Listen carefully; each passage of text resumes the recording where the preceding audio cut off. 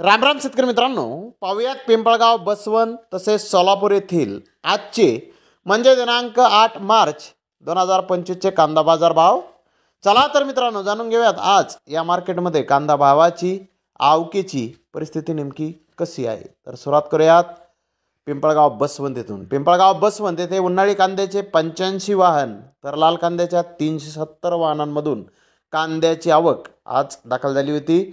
उन्हाळी कांद्याचे बाजारभाव 1300 रुपयापासून 2200 रुपये क्विंटलपर्यंत उन्हाळी कांदे आज पिंपळगाव बसवंत येथे विकले आहेत. सरासरी उन्हाळी कांदे 1800 रुपये क्विंटलपर्यंत पिंपळगाव बसवंत येथे विकले आहेत. तर लाल कांदे 1500 रुपयापासून 2440 रुपये क्विंटलपर्यंत विकले आहेत.